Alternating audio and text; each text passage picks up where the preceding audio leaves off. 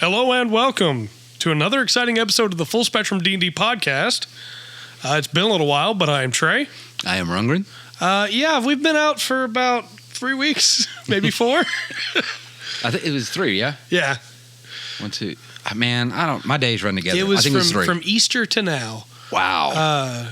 I got COVID. We talked about it on the regular podcast. Yeah. Recovering, doing better. I hope so. I hope so. But it was a fun stretch of time where we weren't able to record. I didn't want to be around y'all for fear of making you sick. Right. I appreciate that. It was bad. I got a sinus infection anyway. I mean, it's not COVID. It wasn't my fault. But definitely wasn't your fault. Oh. But yeah, no, it's good to be back. Glad we could get back together. Yeah. And talk about D&D. We just got to get back into the swing of it now. That's a really weird thing. Mm-hmm. And with the game Sunday night, you could feel it too. Yep. You know, that's part of that when you for some reason you have to get away from your group. Mm-hmm. You have to get away from the scene. You got to rebuild some of the dynamics too. Yeah, well, you don't use those skills for it. And it was just a short period of time. Mm-hmm. But yeah, we didn't play D&D either. And yeah, I felt really rusty running Sunday night. It's kind of funny too, and I don't mean to just turn this into our discussion about our Sunday night campaigns again, but it's kind of funny because I had that time away. I got a new, fresh perspective on what my character had been through a couple weeks previous. Gotcha. And it made me recognize something that I might not have recognized otherwise about how he would feel about what was going on. And I thought that was really weird. Yeah, well, yeah, I guess a step back didn't hurt in that aspect. Mm-hmm. Then character growth. Yeah, I'm actually really excited for the doubts that he has now. Yeah. Because he's been very confident otherwise. That's kind of we are working on building a world, and I promise we will talk about that. Yeah. But if you've listened to any of the pod, anyway, we might divert. It's going to be about D&D. We might derail. Mostly. We rarely derail in this podcast or any podcast that I'm on. Well. I said mostly talk about D&D, so that makes, if we define the derailing as long as we're staying about D&D, it's not that often. I'm going to take us away from D&D immediately after you said that. I went on the Paramecia Fancast a couple months back, and within the first 5 minutes, I had already derailed that podcast. Nice. Awesome. So, it's... That's special to me. It's my skill. Yeah. Can I roll to derail? That's going to be the title for this podcast. Roll to derail. Oh, yes. Finally. What episode is this? 9? Yep. Roll 9's kind of a special number mathematically. That's true. Some properties to it. So that'll work. I'll take it falling on 9. That's good. I'm going to start using that in the campaign whenever I want to derail and break something up. Oh, man. Yeah. Well, okay. Then at some point, I'm running a Snowpiercer one-shot. Nice. Do you really want to roll to derail? I want to derail. Oh, just that meme of the two places, and you get the switch, but it's just derail and derail. Yeah. Well, yeah. The sweat and pushing the button is the same thing. Gosh. I enjoyed that movie. Yeah, yeah, I do too. Chris Evans did a good job. He was a little bit stiff, I think. Yeah. But yeah, he'd been hard into Captain America for a while, but I did like that. And yes, it is a sequel. That brings me up to a question. Awesome. How would you run a campaign like that? How would you run a campaign on one vessel? Like a rail. Oh, man. A train. That's what they're called. Obviously, trains. Yes. Yes. Well, obviously, sandbox is out the window, right? Yeah. I don't think you have to run it necessarily as one shot. I think you could do it as kind of a short campaign. Yeah. I think it's easy to get real tired, really quick, hard to come up with. But it's kind of set up for something really cool, though, because each car they go through is a different challenge. So as a DM, you've got each time they go through a set of doors and to that next car, you've got an opportunity to present them something completely different. I just had an idea, Ryan. I know. I saw it. What about Rundgren? Tell me what you think about this. A old school Western train heist where you either players are defenders or thieves trying to make their way through the train. All right. And you got lawmen trying to stop you, or conversely, adversely. That's whatever. Yeah. You got look. It's been a while. Adversely, you have if you're the lawman, you're trying to stop the thieves, and you can have them coming in from the side and have to change cars to be able to shoot. And then when you're in that car, there's a bunch of civilians in the way, and you got to try to get past them and tell them to get down. And how many times did you visualize part of the last level of Hitman 3 while you were explaining that? So. I didn't for one reason. Okay. Because yes, that would have been the present day one. But I talked about it on the podcast Tuesday. I watched a movie called The Good, the Bad, the Weird, which is a Western in Korea. Oh. And they have to rob a train at one point in that movie. Okay, look. Hey, steal from everything. No, look, I'm saying that movie gets 4 stars just from the little description you gave. Yes, I love that movie. A Western from Korea. 4 stars. We'll figure out if it gets a 5th one or not. But yep. Roll the derail. Which we just did. Yep. That's fine. So I want to go back to the derail before, as you were talking about. Yes. The couple derails back. Yeah, I don't know. That's cool to hear as a DM. It's like, all right, this thing happened. That was railroaded. I got not without any kind of, but yeah, without any background. Yeah, but I mean, it's fair to say that was a decision.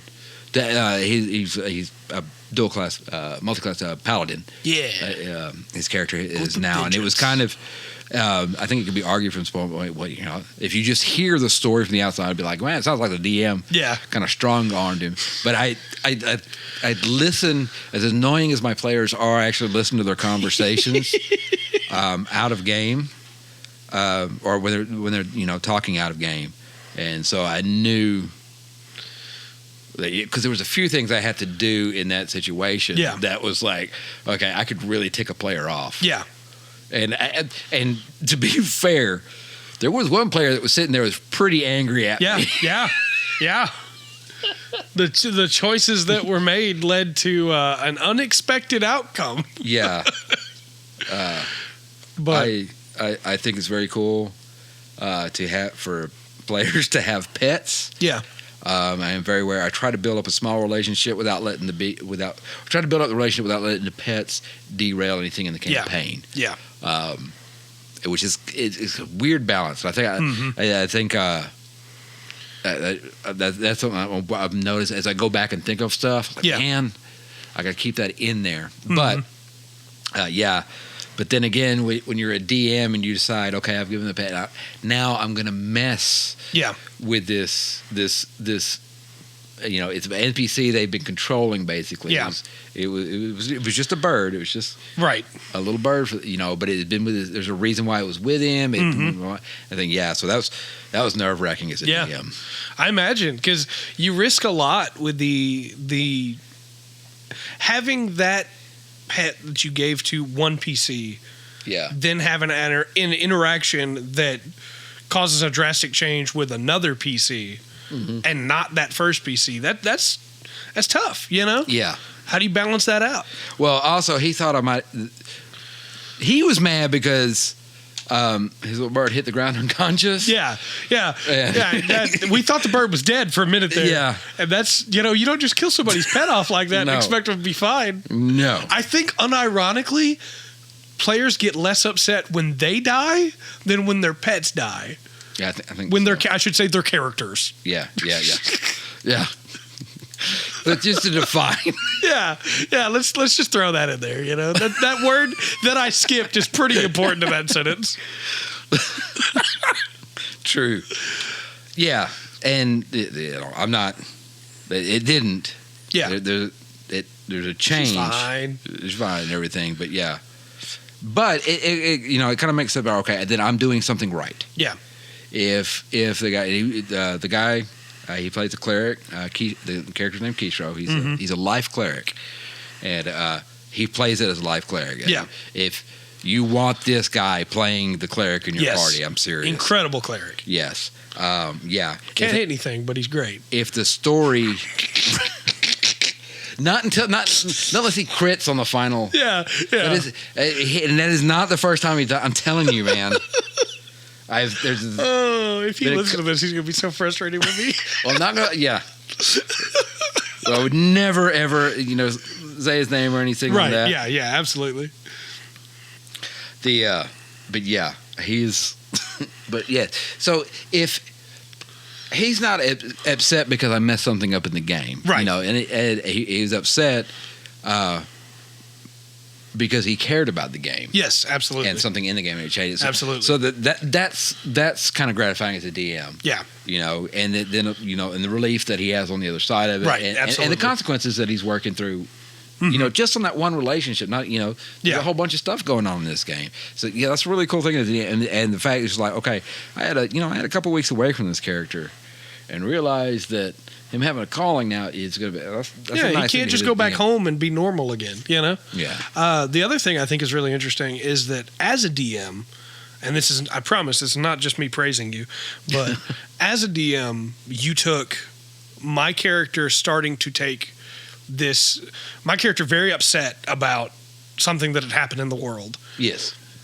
Deciding that was not okay. Yeah. And being someone that oaths were very important to, took an oath of vengeance already. Yes. For himself. Yeah. Not for any god or anything like that, but for himself. Yes. And then because of the way you laid things out, had the opportunity to go, well, hey, here's a goddess that sees this guy taking oaths of vengeance already. She wants vengeance. Yes. It just makes sense.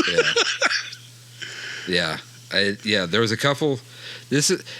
I think the reason why this past cut, like where we were, not only was there a break.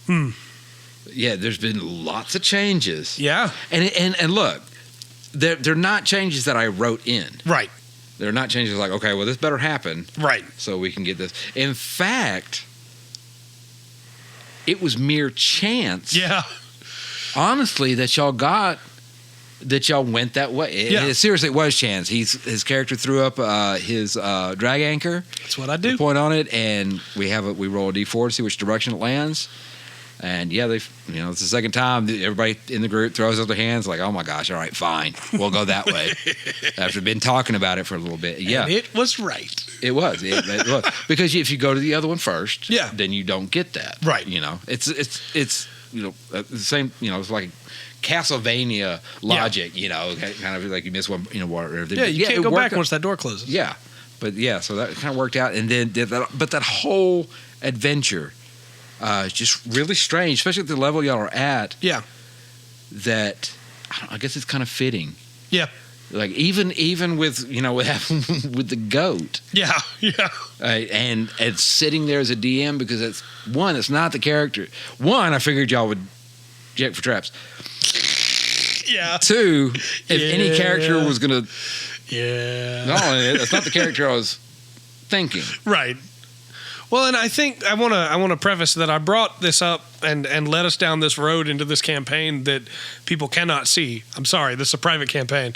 But I brought this all up to say that when, as a DM, because we've been talking lately a lot about as a DM, but also as a player, when an opportunity opens like that, it's a choice you have to make, and you have to make quickly. As the DM, you have to decide right then, do I give this option? Yeah. And if I do, what is it going to do to my campaign? And then as the player, you have to decide right then, hey, am I going to accept the option? Yeah. Because as a DM, you always want to be on the lookout for opportunities for more RP.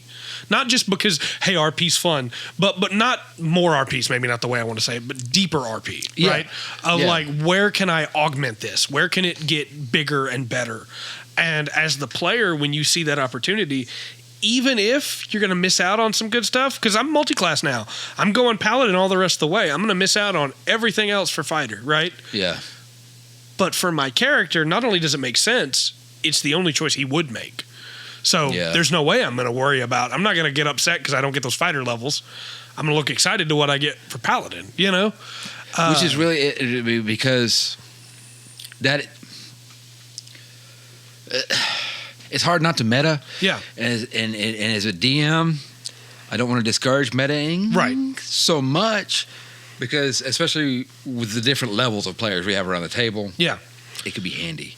And honestly, I think everybody's at it. that I have no problem with in the game. I think that's at a good balance. Yeah, absolutely. In most sessions that I get to run, but that is almost like the complete opposite.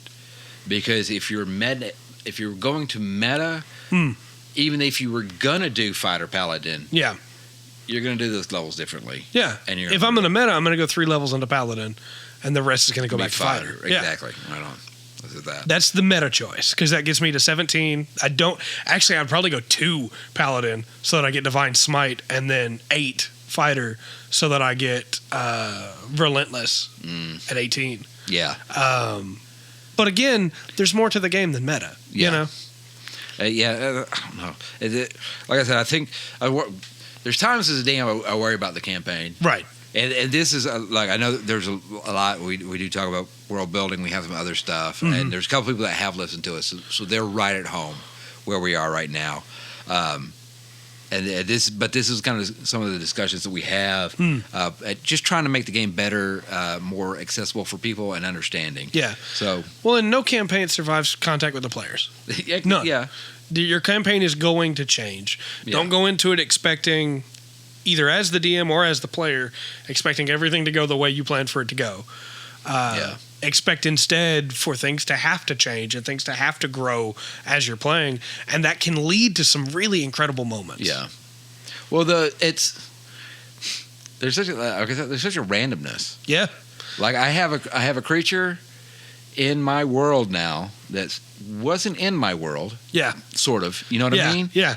That because of a player's action, and I will never ever ever intentionally kill a character. Right. Or I'm not going to try to be mean or make them fail something. You know, even if I'm like, man, if I could just make this out of reach and they don't get it, I could go. It will expand the story, and they have, even if if they make an amazing roll, if I let them roll for it, I can go through it, But okay, so we got to go. So I've got to have one of the characters touch something, true polymorph, into a goat. Yeah, and this is a very limited campaign. There's a lot of this is very strict, mostly low magic. So there had to be a consequence for that. Now, and here's the thing. Here's what we think as a DM. She didn't. It's not because she did something wrong. Right. She played her character. Yeah. At that point, her character, everything y'all just went through, all the weird stuff you just seen, the world is different from when y'all got here. Yes. To when you're going to leave. Y'all just changed the world with wow. Yeah, that campaign world's forever changed. Right. And now, she decided, so you played it out. So to just say, okay, we'll roll your new character. Right. It's a little bit unfair. I agree. In that situation. But I have to have the consequences for this little halfling, And so, so now she's a goatling. Yeah, now she's a goatling. She's a satyr looking thing. And I was really worried about that. Yeah. I didn't want to roll. I didn't want a new character rolled. Yeah. And I do know that there would have been no problem. Right. Because I was even asked, hey, do I need to roll a new character? Yeah. Well, let's get through this session. Well, and I think it's important to mention, too, that that's one of those things you definitely talk about with your players. Because, if you spring that on somebody, hey, I'm not going to kill your character, but your character's going to be a goat forever. Yeah. Then they're probably not going to like that. Right. But if you know your players, then you already know how they're going to respond. Right.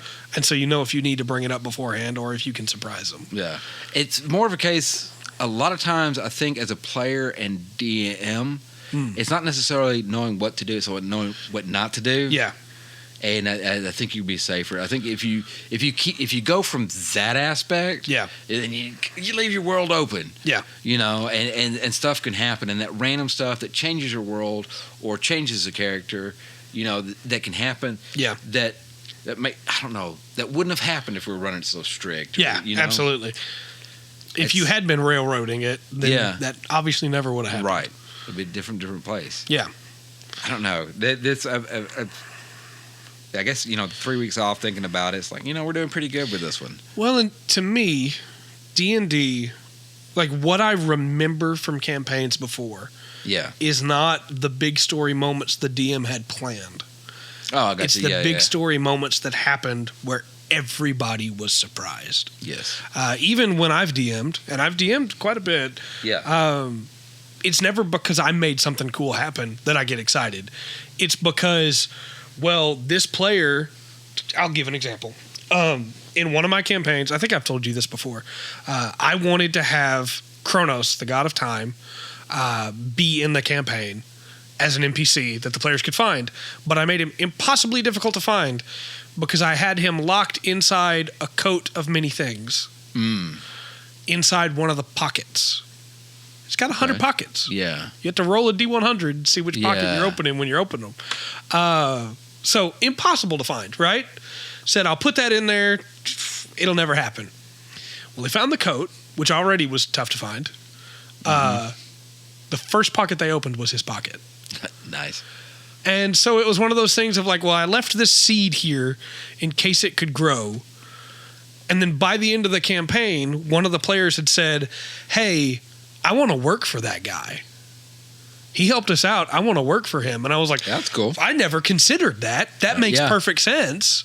All right, yeah, let's work that out. Let's have you start talking to Kronos. And by the end of the campaign, the epic level, he's Guardian of Time. And it's just this really cool moment for this player that I've never got to play with again. He moved off, right? Right. Where anytime that I talk to him now, he goes, remember how I became a Guardian of Time? Yeah, yeah. And it's just like, to me, the moments that matter in D&D are the moments where everybody's working together to tell the story. Yeah. That includes the dice. Well, the dice always tell a story. Yeah. It's just you've got to let them, and be willing to adapt. Yeah. I think that might be one of the biggest things when I see, I think some DMs try. I've seen some good players. Try to DM and fall flat. Yeah. And honestly, a lot of times is they didn't have adaptability. Yeah. That's if somebody in the group said, "Okay, I want to go up down the street and see what happened," Well, I wasn't prepared for that street. Yeah. Well, it's okay. And you can't be. Right. And that's I don't know. Sometimes your player's going to ask, what are the names of these two giant eagles? Gosh. Even when they're a DM.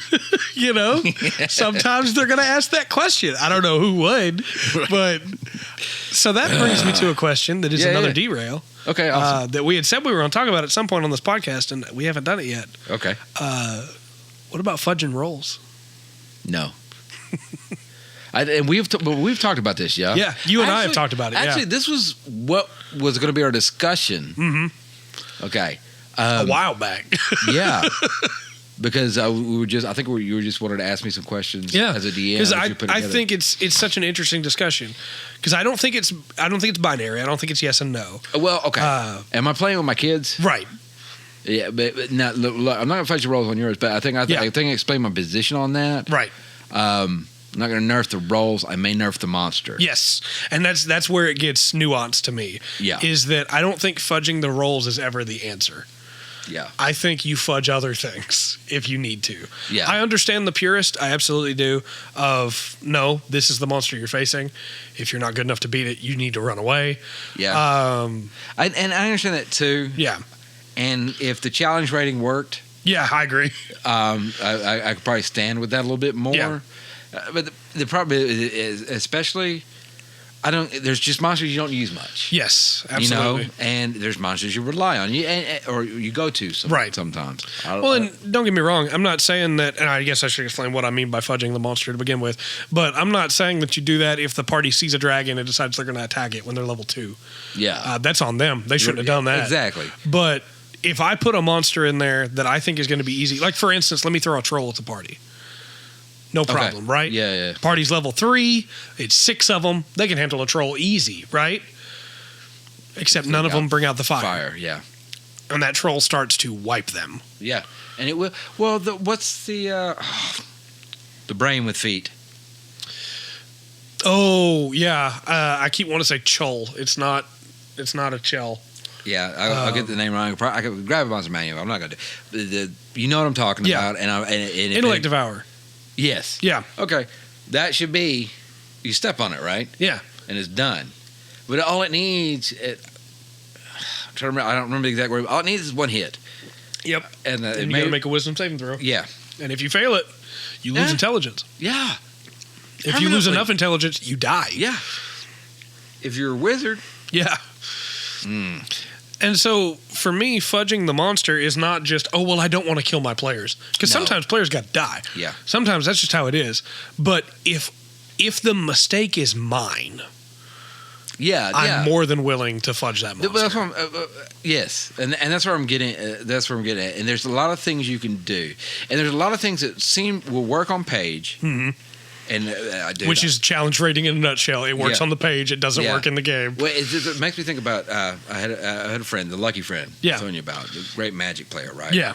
So me and him build a deck. Yeah. It's a white-green deck. We lay it out. It's beautiful. Yeah. It should work on everything. It would not play well. Yeah. And it's kind of the same thing. Yeah, if it's my fault, it's on me. Yeah. And there's things. I'm not going to punish the players for something. Right. There's things you don't. I don't know that sometimes can catch you off guard. Yeah. Especially if the players are having a hard time. Yeah. I think sometimes, and you got to be real careful messing with the turn efficiency. Yeah, for sure. You know, whereas it's going, because if you have 2 players and you're facing 4 goblins. Yeah. You know, and say you take could one go of those, either way real quick. real quick. Especially if if you're just thinking just terms. Yeah. Right. So we got 2 players. We got we'll go 2 fighters. Yeah. All right. Second level, they're doing pretty good. Yeah. But if you take one of those goblins saying he's going to be a boss, he's got a second attack. Yeah. Okay. You can break it and wipe the party real quick. Because now there's 5 turns basically, and versus 2. Well, that would be So if I did that, realize, you know what? I really messed up. I will drop his extra attack. It's also not just 5 turns to 2. It's 2 player turns, 3 goblin turns, and 2 boss turns. Yes. Yeah. Yeah. So if I've done that, then I'm going to nerf. Yeah. Hey, I'm going to take a second attack. I actually did that in. Sorry, y'all were fighting the one you called. Yeah. The big demon. Yeah, I summoned a big demon. Yes. And that demon challenge rate in the book is way higher than we could handle. Yes. And what had happened was I thought he made a smart remark as a character. Yeah. Which not really a smart remark, but his character was saying something. And in my head, I could not think of the name of a couple things I was trying to think of. What I thought of was not the same as the one that I thought it was. Yeah. So I said a name. So as a DM, I need to follow through on right, absolutely. On that. So I called and as soon as we pulled that one out, as soon as you said that name, I went, oh, because I know that stat block. Yeah. Because I had run that. But at some point in time in the battle, I think it was you. The way that the battle was kind of switching. Yeah. There was some point in time where one of y'all hit or broke its arm. Yeah. Okay. And that made it have 1 attack per turn because I can't attack with that arm anymore. Yeah. And which is a great way to do it. And the fight kind of balanced out. Yes, I do believe it kind of went on a long fight. Absolutely. Before y'all finally took it down. Now, obviously, that was a DM made up because there's no stats for, hey, you broke its arm. Yeah. But I had, I don't. And you could argue that one either way. I summoned the demon. You did. Let me wipe, right? Right. Or you picked the wrong one on accident. Yeah. It could go either way as how people want to say it. Yeah. But I don't want people to think that we're just talking about nerfing. Sometimes you got to buff something too. Yes. Sometimes you got a boss. You got to go the other way. And you gave that boss what you thought was enough hit points, and the first turn a monk uses stunning strike, and the whole party gets to beat up on him. And you want that boss to have a turn. Yeah. Before the fight's over. Yeah. You're not saying you want that boss to one-shot somebody, but you want that boss to be able to do something before it dies. And where I have to do that, especially with the upper level group, because you're a fighter, Y'all put out a lot of damage. Yeah, just absolutely. Just fight along the stuff y'all got. Before the big monster fight a few sessions back, there was a magic user fight. Yeah, absolutely. Well, and I should specify for everybody who doesn't know, I'm playing a fighter paladin, but a fighter, great weapon master, polearm master, sentinel, halberd fighter with superiority die. So I can put out anywhere from 4 to 6 hits a turn. Yeah. And I can re-roll 1s or 2s on damage. Yeah. So I'm doing a lot of damage. Right, and I do believe. And soon I'll have divine smites too. Yeah. But for your character, that we got a mixed group, right? For your character, that encounter's no problem. Right. Easy. You go in, wreck him. But I did have to say, okay, well, I'm gonna have to stop this. His damage here. Yeah. Because he was dropped him, and there was other things going on. Right. With the cats and anyway. Yeah. The other things that were going on, so he needed an effect. Yes. On that, so so there's it goes both ways. Yeah, and I think that's what balances it out, because if you just tell people, well, I'm nerfing monsters. Yeah. Then what's the fun of that? You know. But see, usually when I think when people say fudge and die, what I think of is a DM. You roll a crit. Yeah. Well, I don't want to kill them. Yeah, and I'm not because. But see, no, I do want to. Like, I'll give an example of that. Now, the final boss in that. Yeah. No, there's no nerfing. There's no adding to it. Yeah, that boss fight should have been cake. that was pretty brutal. Yeah. There's almost like made it shorter. Yeah, but that's like that troll situation of, well, if the players had thought to use fire, that troll's easy. Yeah. Do I nerf that troll? Well, it depends. Mm-hmm. And that's where I think the situation gets really nuanced. Is everybody at the table still having fun? Yes. Because if everybody's not having fun, things need to change. Okay, and here's another thing. Are these people around? Are these experienced players around my table? And if so, I can throw bigger stuff at them. Everybody that's troll. And are they playing their characters as we wouldn't know? Right. One, props. Yes. Huge props. Yeah, maybe throw them a bone because they're doing good. Two, I think that's where you step in as the thing. All right, well, who's got the highest nature? And that's what I mean by the bone. Let's throw some rolls and see if we can figure it out. Or at that point, you have that the troll attacked them and they were near a camp or something. Campfire. And the campfire's lit and the troll steps into it as he's moving around. Now, if I got a bunch of first timers around there, now they're not gonna get to that point, right? Without learning it. Yes, without learning it, because the troll's gonna show up. Either want to have one of them go ahead and roll, right? And as long as they don't, usually on something like that, as long as they don't hit a 1, 2, 3, or 4, they're going to find out. Yeah, because they're new players, they need to know. It's just going to be how much they find out. Right. Like, hey, you remember if they roll a 5, you remember that something about fire, right? But you're not sure what it'll do. Yeah. They roll a 20, you have to use fire to kill it. It can grow a second head. Yeah. That you know what to do. So there's ways to handle situations. I don't like. I don't like fudging die. Yeah, 100%. I don't like it because I've said it. We said it on here. Mm-hmm. I've said it at the table. The dice tell a story. Yes, I agree. And I have to be willing to let. And they do. The dice change the story. Mm-hmm. The cleric. Yeah. Who we were playing in the very first campaign we were playing as we got back into D&D. He was playing the cleric in that one, doing good. And in every campaign he's done, the past 2 campaigns, he's done it to me. He's done it on a D100. One, there was a huge battle. Yeah. Okay. Now, like I said, you want this guy playing the cleric life cleric at your table. He's a great cleric. Because the first thing, the battle, they roll really well. They're fighting from an airship. There's a whole lot of stuff going on. The group rolls really well. They win. There's a lot of casualties. Yeah. Okay. I don't have... Now... There's some stuff that's not important to the game, but it's helpful to know as a DM. Yeah. And one is how dice roll.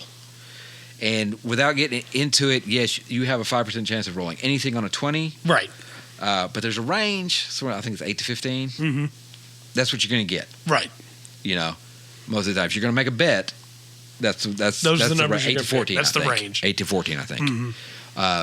The same, and every dice has that aspect. The lower numbers you get, the less it comes into effect. But the bigger the dice is, the more you kind of get that thing. And this is the same way with percentile dice. Yeah. So this is a devastating battle. Now they are higher level. Right. I mean, he was casting Dawn from the side of a ship, and moving around the battlefield at a higher level. So his thing is, okay, they've got a high level wizard that they're a high level group. He's life group. But his thing is, okay, the battle's over. How many people can I help? Yeah. We have an airship. There's 4 of us.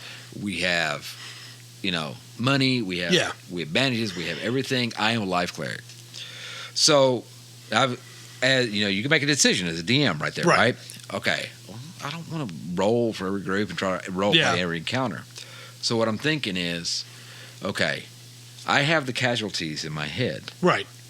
If he rolls somewhere between 40 to 60, I'm giving that, that would be a good percentage. So I'm going to put the roll in his hands. If he rolls low from that, then it's going to be devastating. If he rolls 100. Nice. Okay. Now, of course, I can't say you heal. Everybody's feeling better now. Yeah. But it was enough of an effect. And look, it wasn't just like, hey, I want to heal some people. All right, roll 100. No, he explained to me, this is important to me. Right. I'm going to be moving and casting. I don't care. I'll burn all the spell slots and everything I have and cast cantrips until my fingers fall off. Whatever I got to do, right? So, I mean, there was more to it. Yeah. This was a high-level cleric on a mission. Mm-hmm. Now, this is a devastating battle. Yeah. They won the battle. There's a lot lost. Well, with a plan and a roll like that, man, that takes a lot of... I take a lot of sting out of the battle. Yeah. Something comes over you, man, you can't even explain it until you start moving around the battlefield. Yeah. And build it up, work it into the story. Absolutely. And what would have been seen as a Pyrrhic victory, at what cost? Right. Has turned into, if you count survivors, a rout. Yeah. And he did it to me again on another one. Yes, I'm griping about you, cleric. Did you ever listen to this? No, I did another one. This is really interesting. So I had this campaign plan. It was a side campaign for, we can't, who's missing this week can't make it. All right, we'll run plan B. Because it was the same person that would usually miss. Yeah. Something would come up and they'd have to miss. No harm, no foul, we'll run a different campaign. So we're just starting out. And they do their first campaign. There's some Dragonborn that have a fishing village. Okay. So they free the village from the Dragonborn, find their little horde and everything, good for them. And just like, players do, they go around town. Yeah. They talk to a couple of people, get to know a couple of NPCs.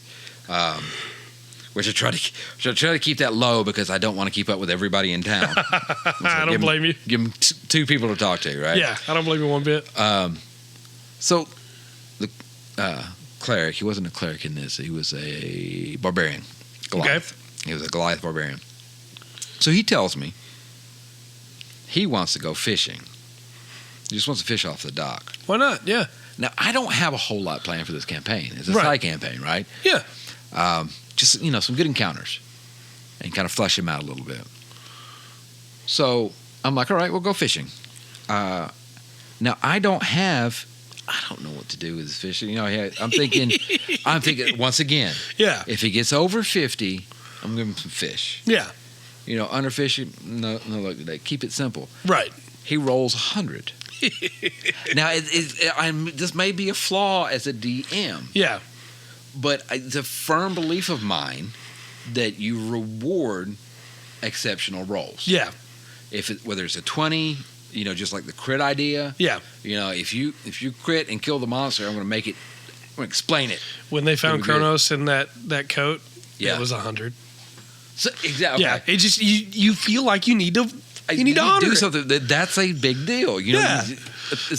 That doesn't happen all the time. Every time you roll it, he rolled 100. Yeah, it actually went off and took the whole quest in a whole different direction. Yeah, he doesn't know. Yeah. He just know he rolled 100. He thought, well, it'd be a different way. Yeah. So I don't have anything to do with this. I've got 2 DM screens. One I picked up when I very first picked up the Player's Handbook. I went and got it for 5th edition. Never really got going in it. Told the story before. But I wanted a screen. Yeah. And I picked up the one for Storm King's Thunder. Yeah. Yeah, so it's got the giant stuff in there, right? Yeah. So I'm like, okay. So he hooked a Storm Giant finger. And got him on the end of the finger. Yeah. So the Storm Giant came in. And they talked about that character, that Storm Giant. Yeah. They're like, hey, can we write him a letter?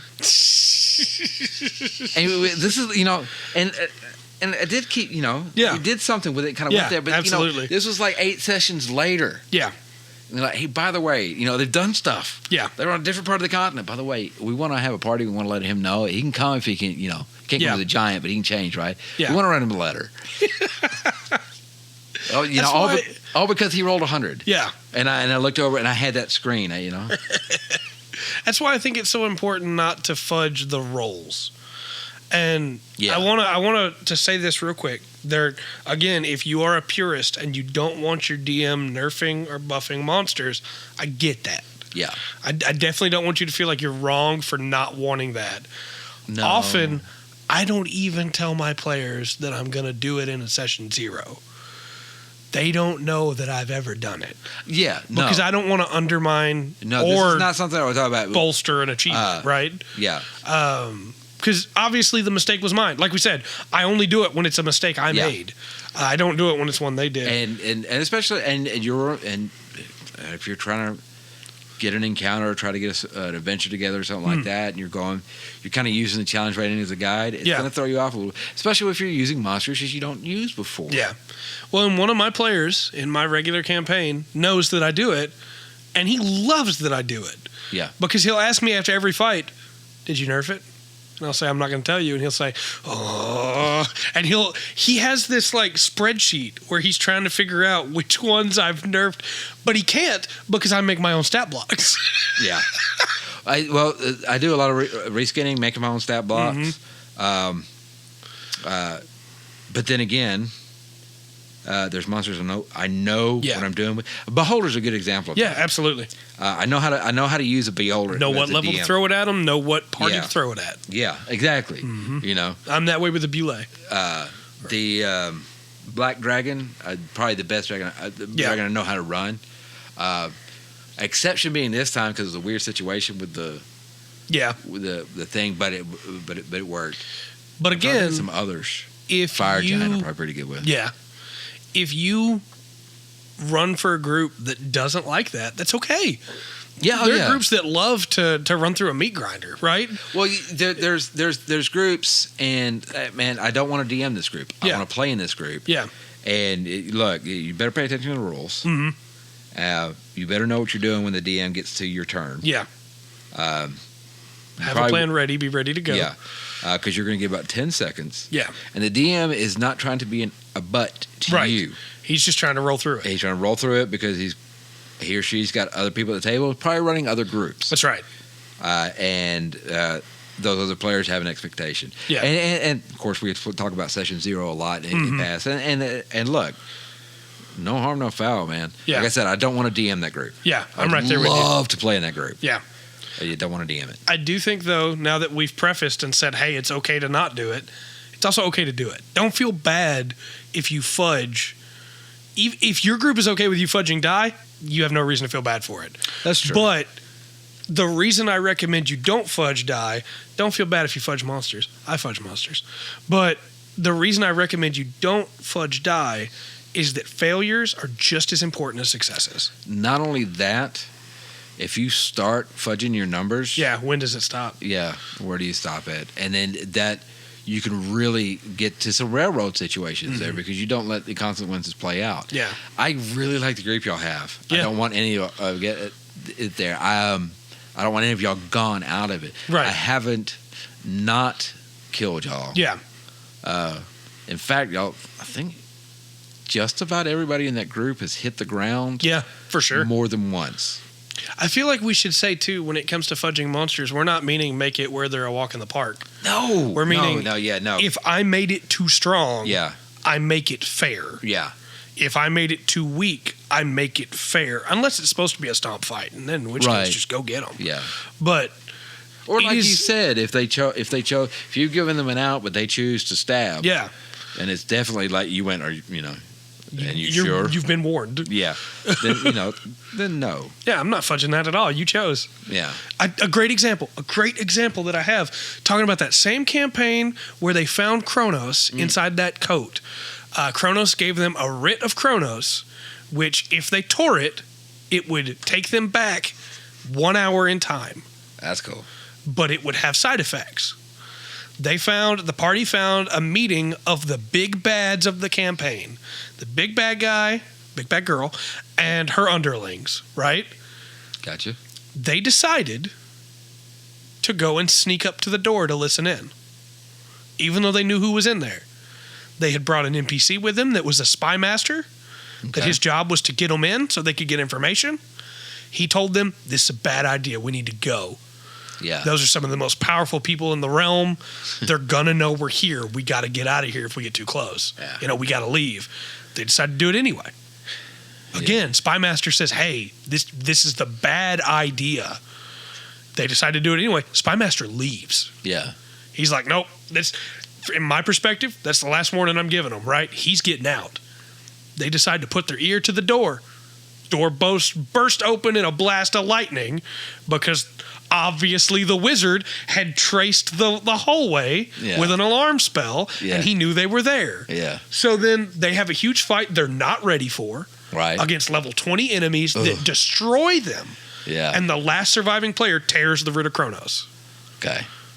And I was ready to TPK the whole group. I warned them 3 times, But because they had that out, they took it. Yeah. And they got to go back an hour.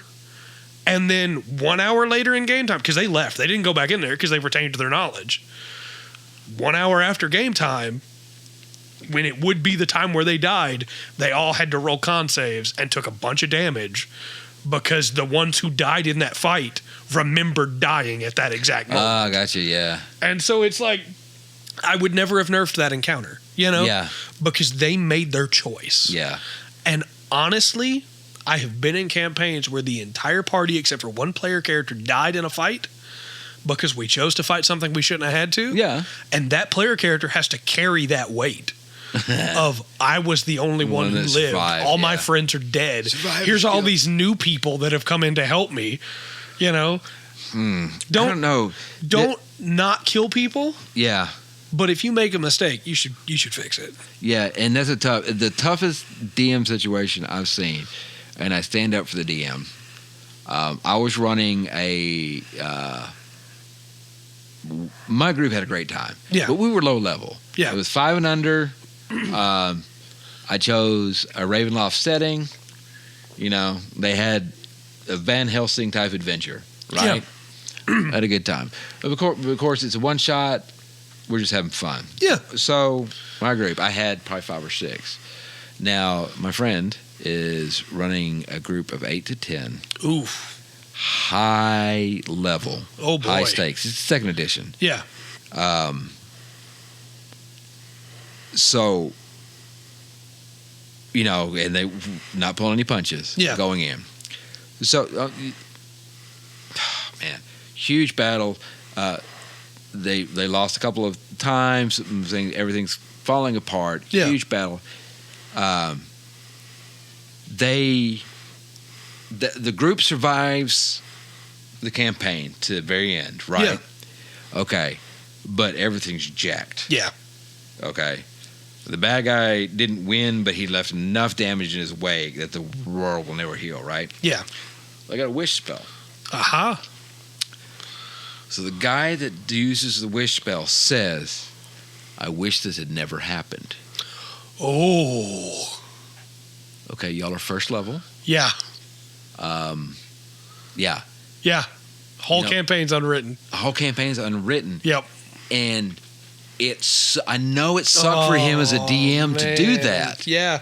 And what else can you do? None of his players are going to understand why it sucks as him as a DM to do that. Yeah. They're just pissed off because, we're level 1 again. Yeah, we're level 1 again. Where's all our magic stuff? Yeah. Where's all my powerful spells? Well, take it up with the player who used his wish that way. Yeah. And so, that was That's a weird what a wish night. spell can do. Because me and all the level guys come out, that was great. And Yeah. Just anger. Yeah, no, it was a bad situation. I felt, at first it was like, golly. Yeah. I don't even know what to make of it. Yeah, but after time has passed, the more I feel bad for him as a DM. Because your whole campaign's gone. Yep. Got to redo it. Yeah. Better look up those notes from 4 months ago, 5 months ago. Yeah. And I mean, what are you going to do? Because, okay, very rarely do you finish a campaign. Absolutely. Honestly. Oh, getting right to the end and then restarting. Oh, my gosh. Yeah, very rarely going to do that. But on the very rare occasion you do, that is a very nice one-shot to have in your back pocket. Yeah. For people who played through it, Yeah. All that, you can't figure out what to do or stall or something happens in the campaign, new player can't show up or something like that. And so that's gone. Yeah. He's not going to run the whole campaign again. No, for sure not. Obviously, right? So it's such a rewarding feeling to finish a campaign too. Like it's I look back on all the incomplete campaigns that I've ever run, and by completing and I want to finish them. We're not saying get to level 20. Right. Excuse me. The story's finished. The players have moved on. The characters have finished their arcs. Everyone is either happy or dead. Right. And the world is either saved or ruined, depending on, but it has reached the natural conclusion of that story. Yes. That could be 5th level, 8th level, 10th, whatever. And even at 5th level, it's sometimes hard to finish off a campaign. Man, getting to the I'd be scarred for life. Nobody'd ever get to use a wish in my campaigns again. Dude, that's a conversation to be had. Yeah. That's probably one of the quickest ways to start a fight between a DM and a player. Yeah, I want to take wish. Why? Okay. What is your wish? And wish in fifth edition. Yeah. Okay. You've got the safe ones, right? Yeah. You can wish for this, and this, which is very nice of them to do in 5th edition. Yeah. All right. Because if you stick to that, you're good. We're good. The problem is when you want to start twisting it. Yeah. Because one, that's such a powerful thing as a DM. You really need to put a consequence on it. Yeah, absolutely. Just for it needs balance. a monkey's paw for sure. There's a kind of balance. Make the player think about using it. Yeah. This is a lot of power. Yeah, you can change literally anything. If you decide not to use the preset ones. Yeah, you can do anything. And you just open the door. But and then it's on the DM. Yeah. And the way the spell's written, it puts the onus on the DM to come up with it.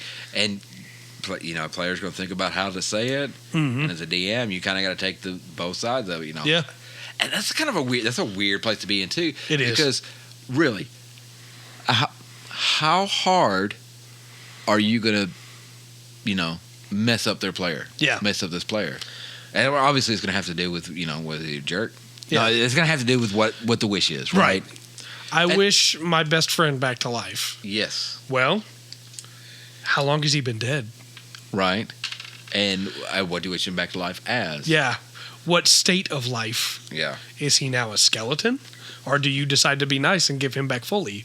If he's back, does he know that he died? Does he remember what happened after he died? Yeah. Did he get pulled from there? The ramifications of wish are so much more than just make a wish. And speaking, this is going to be, you'll know where I stole this from.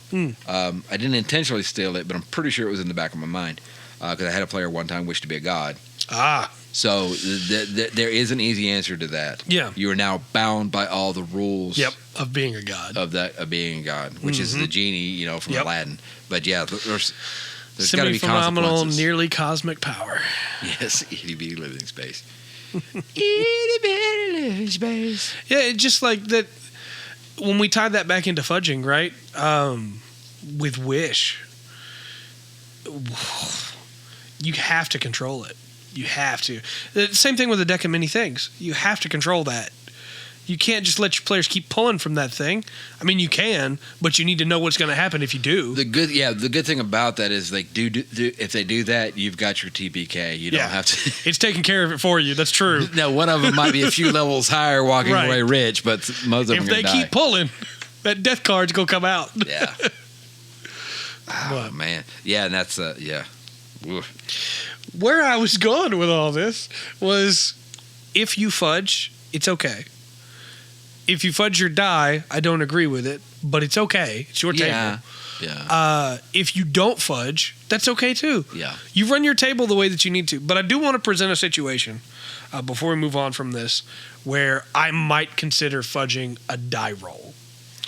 And it won't take long, I know. But good. I've got brand new players at the table. Yeah. It is session 1. Yeah. They have very little HP, and the bugbear that they're fighting gets a crit that would outright kill the wizard. Not death saves, outright kill him. Yeah, I got you. He has never played this game before. Right. He has no idea how death saves work. None of them do. Yeah. I would strongly consider reducing the damage on that attack. Yeah. Not where it will still knock him out. Yes, he will go down to 0. Yes. But where it doesn't outright kill him. Yeah. Because I feel like outright killing a brand new player in their first combat is a bit much, and that's on me if it happens. Well, also, okay. So there's also that situation that I roll for the owlbear attack. Okay. If I keep the roll and don't add in the strength bonus. Yes. Does that? I would think it would probably save them. You know, they put them at 0. It's just another way of thinking about it. I'm absolutely. not saying it's another way. It's to me, because in that mind, it's some people are like, well, you're still fudging dice, right? But possibly, but to me, it's the same thing. It's like I can explain why he's off balance. Right. The claw is straight, but he didn't get his strength behind it. So that's why it's not, to me in my mind, I wouldn't be fudging the dice. Yes. But I wouldn't tell my player that. Oh, no, for sure not. But yeah, like I said, when I asked earlier, you know, I'm playing with my kids. Yeah. If I got an 8-year-old at the table. Right. You know. Well, and that's another thing with kids. Maybe don't kill your kids' characters. Yeah. You know? Yeah, maybe let your kids just have a good time till they're older. But is it, also then again on the, run a small adventure for the kids. Rolling is not something that I'm usually worried with. Absolutely. That's something they do. Yeah. As they figure stuff out. Yeah. So so it goes to the situation, it goes to the group. And once again, you have session 0, read your table. Yeah. Know your group, talk to your players, talk to your DM. Yeah. Let me throw one more situation at you, and then we can move on from this derail that I made us take. Your fight's been going on for 4 hours. Yeah. The fighter's messed up. The cleric's out of spells. Mm-hmm. The wizard's down.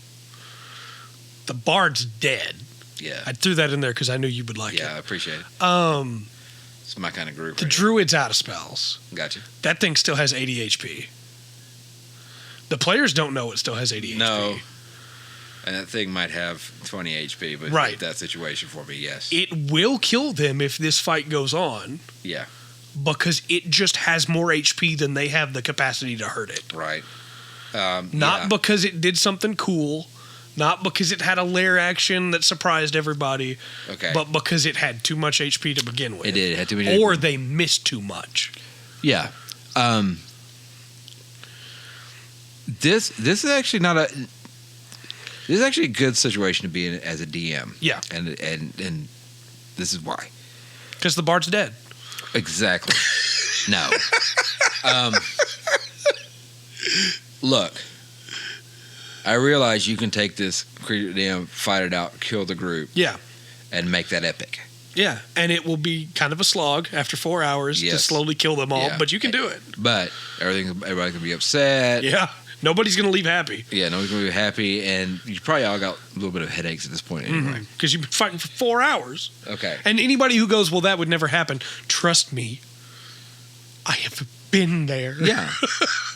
and look, when you that's a power problem in D&D. Yes. When you get up, if you got 4 18 to 20 level characters, you're gonna have to have something with a massive amount of hit points. Yeah. And with everything, all the spells, all the abilities that not only the players are gonna have to do, but you're gonna have to do as a DM playing the monster just to make this even close to competitive. Usually, I was the wizard who was down, by the way. Okay. I do have this caveat as a DM that does click in every once in a while. This is the 1 round rule. Okay?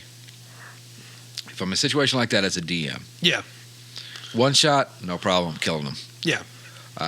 We've been playing this campaign for a year. I want to put this in this thought, the 1 round rule making about. Yeah.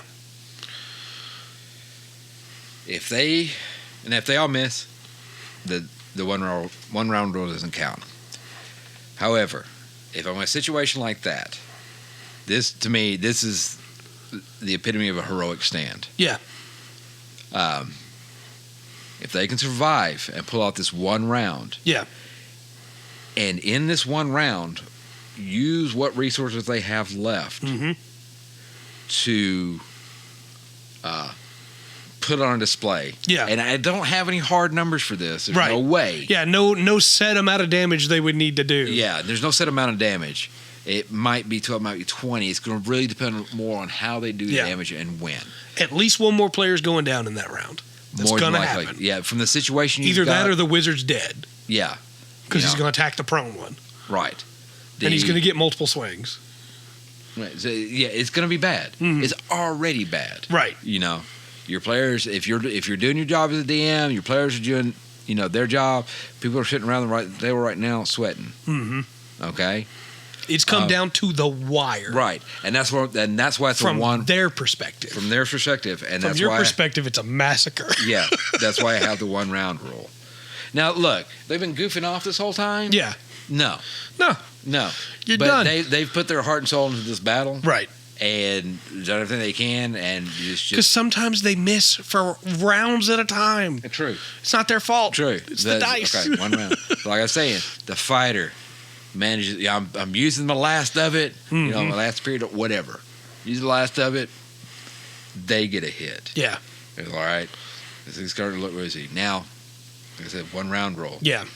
Somebody in there is going to do something. Somebody's going to do something at some point in time that I, as a DM, they may not, but hopefully, is what you want, that I can look at as a DM and go, this is justifiable. Yeah. I think a great example of that is if you have let's say for instance they're fighting a iron golem, right? Yeah. Just as an example, it's a tough fight. And I see. Let's say the druid goes, I'm gonna use my last wild shape. I'm gonna turn into a bear, and I'm gonna run, or not a bear. Let's say they turn into a T-Rex, right? They're high level. Okay. I'm gonna run up underneath this thing and try to slam my weight down on this rock that we're on and break it. Yeah. And take this thing down. Yeah. I'm gonna kill that druid from the fall damage, and I'm gonna kill that golem, that iron giant. But everybody else gets to live. Yeah. I'm not gonna roll damage for the fall. It's dead. That's it. But see, that's and of course we had so many conversations. Yeah, it could go any way, right? And even recorded some of the conversations we've had about this. That kind of goes into this. So this is kind of a build-up of previous podcasts and stuff that we've talked about and used in that. Right. It works out. There's you kind of have to read your table. Yeah. And there's times you're going to have to be the monster. Yeah. That's your job. And put them out. Without breaking any rules, without fudging dice, and without leaving me a plot hole that I can't logically, I would rather have the story go on. Yes. Then rather have that 80 hit points that was left on that monster. Yeah. That probably, if we're in that situation as a DM, I probably should have some less hit points on. Yes, absolutely. Okay. It goes back to what we talked about earlier. Exactly. Of this is my fault. Of that. So if I'm looking at that situation right there, I want this story to go on. Yes. And I also know that these characters on the other side are going to be like, what? Yeah. Yeah. Okay. Well, and that's, for me. There's a reason the DM has a screen, and it's not to hide rolls. Right. It's to hide numbers. It's to hide numbers and notes. Yeah. The Golem's 80 hit points is not as important to me as the story and as my friendship with those people at the table. Yeah. And as much as we want to say in-game, out-of-game, keep it separate, after 4 hours of a slog where I knew that DM had us fighting something we shouldn't have been fighting. Yeah. And we all wipe, and the DM goes, well, that's just how it goes. Yeah. I'm not going to be happy with that guy or girl or whoever, you know? Right, and that goes... You mentioned it in one of our early podcasts. If you kill somebody's character, don't go, well, that's what you get. Yeah, and don't be sitting there laughing whenever they're having emotional, read your table. Yeah. I'll do that. But then again, some people, it's a numbers game. They're going to play D&D like they would Sorry or chess or anything like that. Yeah. Not a shot at them at all. Right. If that's their table, go for it. Yeah. And it's going to be, doesn't mean they can't have a great story. Yeah, absolutely. Like that. I've had some great runs of the Tomb of Horrors. Yeah. It's terrible. You die immediately, but I've had some great stories in there. Yeah. My DM, when I ran it, said, I want you to make 5 characters. So I made 5 brothers. There you go. And each one took up the torch from the previous one when they died. And all 5 of them died in that tomb. Man. But then again, once again, though, there was a session 0 moment. Yes, absolutely. When your DM told you to make 5 characters. Yeah, because we knew it was going to be a meat grinder. Exactly, yes. It was there ahead of time. I'm going to throw this out there. This might derail us again, and we need to probably stop soon, but... This is just as an addendum to what I said a minute ago. If you are not at your final boss and your party is fighting for multiple hours in a fight, you have probably messed up. Unless your party only likes combat. Yeah. In which case, good job. But in any other situation, why are they fighting that golem for 4 hours? Yeah. There's definitely a lot. And see, that was the problem with D&D, because that 4-hour fight could be great. Yeah, it absolutely could be. Even in the exact same situation there at the end, especially if they win. Yeah, well, exact same situation at the end, and got to that. Yeah, was it just rolling, or was there some excitement in the fight? Yeah, I don't know. Explaining hits is like a big thing. I think some people miss. I agree. I agree. And here's where I always think of this before I start a campaign, and then I lose it as I'm going, and then I remember it, and I'm like, dadgummit, I should have been running it like that. It's just so much easier on me. And that's about thinking about, instead of thinking of the attack as a single attack, right? They are taking an attack turn, and when the attack gets in. Because an attack turn, if you're a fencer, you don't win if you could only attack. That's right. You have to be able to feint. You have to be able to parry. You have to be able to do all this other stuff. It's all a part together. And I forget that sometimes.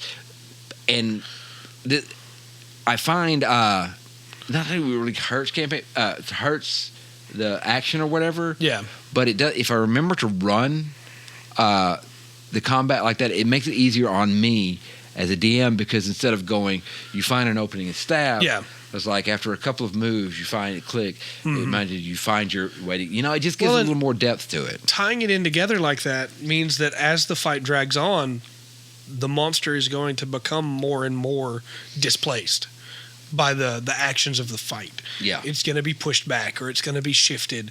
And it makes it more fun as a player to be able to be a part of that dynamic combat, right? Where everything is moving, even if you're not actually moving any squares. No minis at all. Because in your head, you're moving. Yeah, there's something like combat. This is just really a DM advice and rant. I think we got here from Fudge and Die. Yeah, but I think you can you can lose something in combat, right? Yeah. If you kind of stick down to those numbers where it's, okay, you rolled this, I rolled this. Mm-hmm. You got to have that kind of play in there. Tell a story with your combat. Yeah, a little absolutely. bit. I kind of going back and forth. Like I said, even if combat is a small part of the campaign, I think you can still end up losing a lot there. You'd be great everywhere else with the role playing, voices and everything. And then even though combat's a small part of this, you're setting your campaign or whatever. If you're missing there, and just trying to play too straightforward, you lose something. I think the game loses something as well. I agree. But it's hard to do, though, right? It is, yeah. When you're sitting on the DM side and you're worried about all the numbers. And then you got this player trying to shoot an arrow into a guy's neck, and you're like, well, the arrow goes in his neck.